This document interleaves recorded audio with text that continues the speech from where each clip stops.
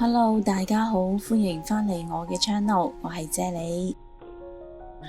蜜糖豆佢嘅味道非常清甜啦，而且咧口感爽脆喎，無論係大人同埋小朋友都會鍾意食嘅。咁蜜糖豆佢含有多種嘅維他命啦，尤其係維他命 C 最為豐富嘅。而維他命 C 就有好好嘅抗氧化功效啦，亦都可以保持血管嘅健康，從而咧降低患上心臟病嘅風險嘅。你哋今日好嗎？留言話我知，你又鍾唔鍾意食蜜糖豆呢？祝你有開心愉快嘅一日。麵筋佢係好多素食者都鍾意嘅食物嚟噶喎，因為咧佢含有大量嘅植物蛋白啦，可以提供足夠嘅蛋白質俾素食人士嘅。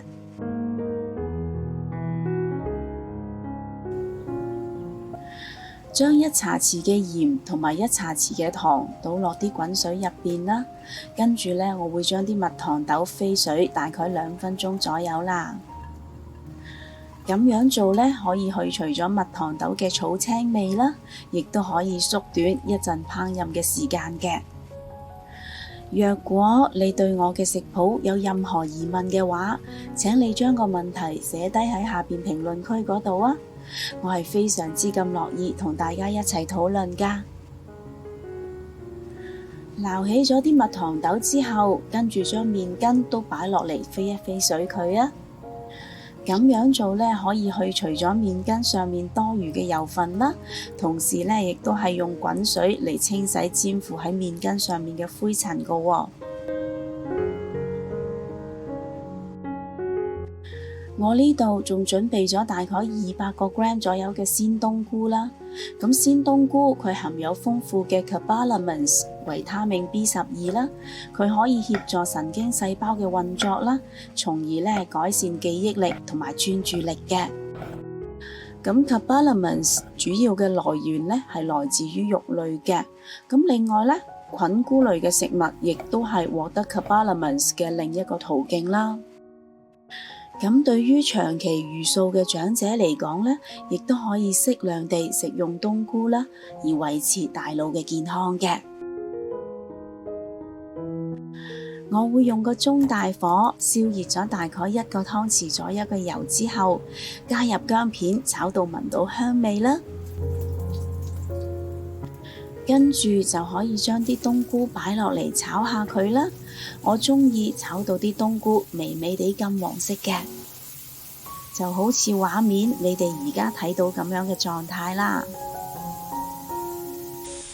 呢個時候我會蘸入大概20ml左右嘅紹酒啦，令到鑊入邊嘅溫度瞬間升高嘅。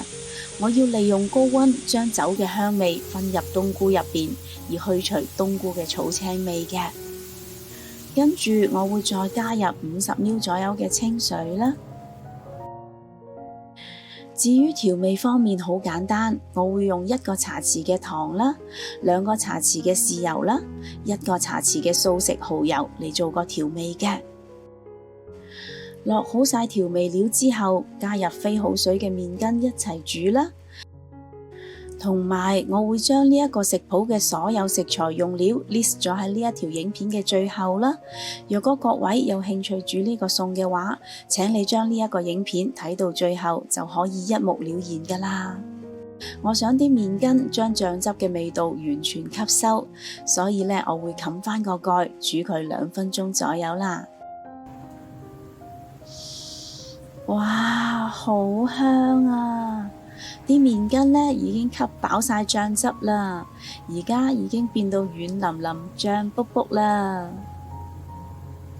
呢個時候咧，我會將啲蜜糖豆加埋落嚟啦，因為蜜糖豆飛水嘅時候已經有80%熟噶啦，所以回鑊之後，我會將佢炒大概1分鐘左右就可以熟透噶啦。最後我會加入少少嘅粟粉水啦，令到啲好好味嘅醬汁可以包裹住每一嚿餸嘅。睇下每一嚿餸都俾一層薄薄地嘅醬汁包住咗，係咪睇到都已經覺得好肚餓呢？呢個餸食落嘅味道絕對唔會係普通嘅素菜可以相比嘅，因為佢食落唔單止唔會覺得清淡啦，而佢嘅味道呢係非常之濃郁㗎喎。吸滿咗醬汁嘅麵筋，一啖咬落去，啲醬汁就喺味蕾上面綻放，加埋鮮甜爽脆嘅蜜糖豆，夾雜住冬菇特有嘅馨香味，呢一個口感嘅層次實在係非常之豐富㗎。不如今晚你都試下煮呢一個營養豐富又健康嘅餸啦，同埋 share 俾你身邊有需要嘅朋友啦。若果你都鍾意我嘅食譜，請你俾 like 同埋留言話我知啦。記得訂閱我嘅 channel， 順便撳埋隔離個鐘仔啊！多謝晒你嘅收睇，我哋下一個食譜再見啦，拜拜。